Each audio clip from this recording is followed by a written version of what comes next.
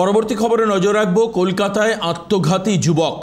শুরুতেই যে খবরের দিকে নজর রাখতেই হচ্ছে আজ বহরমপুরের সভা রাজ্যের মুখ্যমন্ত্রী মমতা বন্দ্যোপাধ্যায়ের এবং ভোটাধিকারের স্বার্থে 3 দিনের জেলা সফরে তৃণমূল সুপ্রিমো এবং এর মধ্যে বিভিন্ন বিষয়ে নজর দিয়ে এই সভা গতকালই মালদার গাজলে সভা করেছেন তৃণমূল সুপ্রিমো।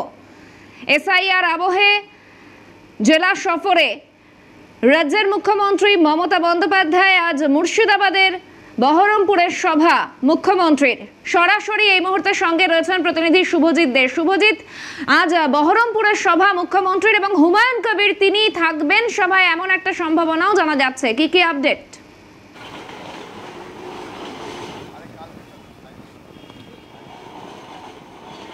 একেবারে দেখো, 3 দিনের ঝটিকা সফরে তৃণমূল সুপ্রিমো তথা রাজ্যের মুখ্যমন্ত্রী মমতা বন্দ্যোপাধ্যায় তিনি বহরমপুরে রয়েছেন এবং গতকালই তিনি মালদার সভা সেরেছেন এবং মালদাতে আমরা দেখেছি যে একাধিক প্রসঙ্গ তুলে ধরা হয়েছে, সেটা এসআইআর হোক অথবা বিভিন্ন প্রকল্পের কথা হোক বা ওয়াকআপ বিল হোক, এরকম একাধিক প্রসঙ্গ গতকাল মুখ্যমন্ত্রী তিনি কিন্তু তুলে ধরেছিলেন। আজ বহরমপুরে তার সভা রয়েছে।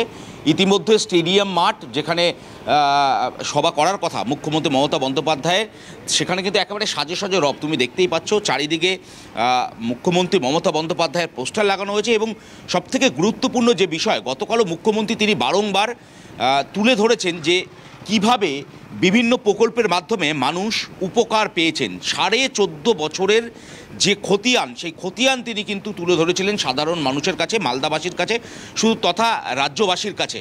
খাদ্যসাথী থেকে শুরু করে লক্ষ্মীর ভাণ্ডার, বাংলার বাড়ি, দুয়ারে সরকার, গতিধারা প্রকল্প, রূপশ্রী, কন্যাশ্রী, এরকম একাধিক যে প্রকল্প রয়েছে, সেই প্রকল্পের যে ছবি তুমি দেখতেই পাচ্ছ একের পর এক, সেই প্রকল্পে কত টাকা খরচ হয়েছে, কিভাবে মানুষের কাছে সেই প্রকল্পে সাধারণ মানুষ উপকৃত হয়েছে, তার যে খতিয়ান, তার যে পোস্টার আকারে কিন্তু লাগানো রয়েছে এই স্টেডিয়ামের বাইরে।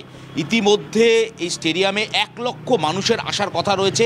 1 লক্ষ মানুষকে নিয়ে আজকে সভা করার কথা রয়েছে মুখ্যমন্ত্রী মমতা বন্দ্যোপাধ্যায়ের।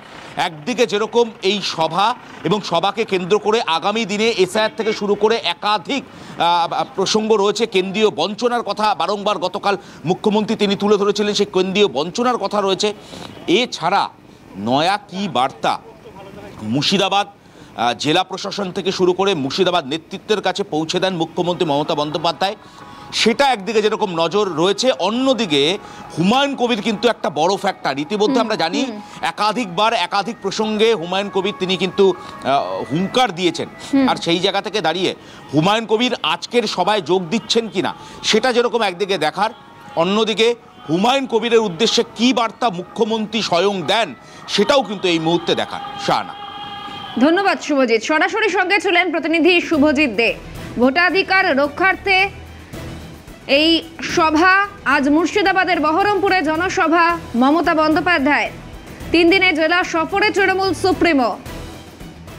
আর হুমায়ুন কবির যাকে নিয়ে একাধিক প্রশ্ন উত্থাপিত হচ্ছে, হুমায়ুন কবির তিনি ঠিক কি বলছেন দেখুন।